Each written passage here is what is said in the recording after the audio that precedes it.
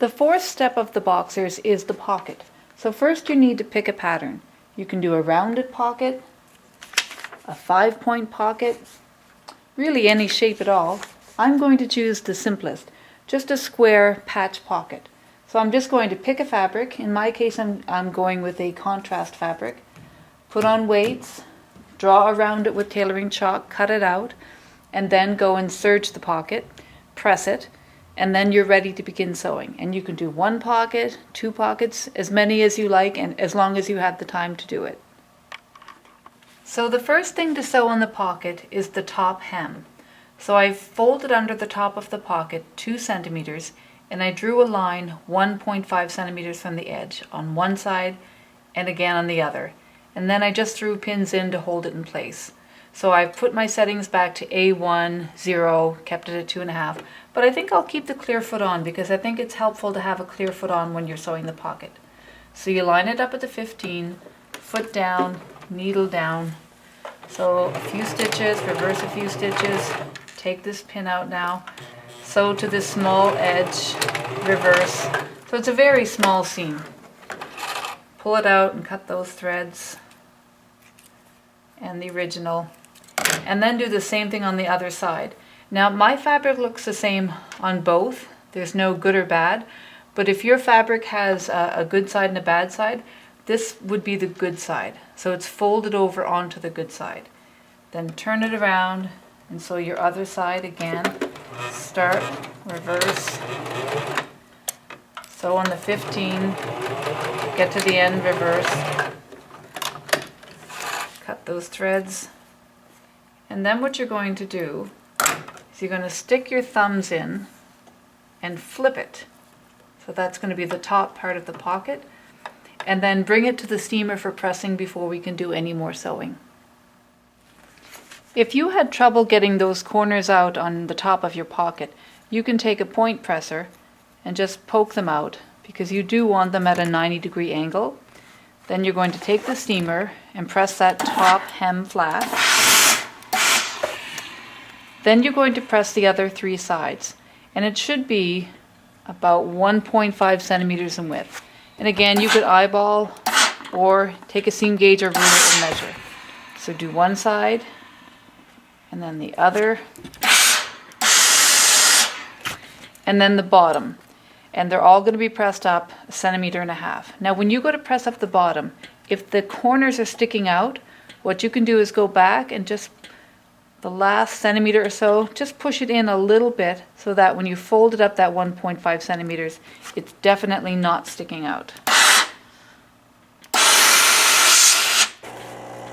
And then just press it again on the good side, and you should have a nice, even square. The top hem of the pocket has to be sewn down before we can pin it onto the boxers, and that would be the one that we first sewed and pressed under 2 centimeters. So line it up on the 15, threads in the back, foot down, needle down, sew a few stitches, reverse back a few stitches, and just sew it all the way to the other side on the 15, reversing at beginning and end.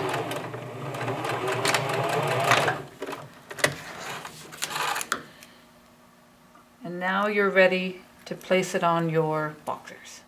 I've decided to put my pocket on the back of my boxers. The top is going to be folded down later and elastic put in so the boxers will stay on. So I can't put it right to the top. And in fact, I have to put it about 10 centimeters from the top. So you can measure it. Now you can go a little lower than 10, but about 10 should be fine. And make sure it's centered. You don't want it too close to the seam.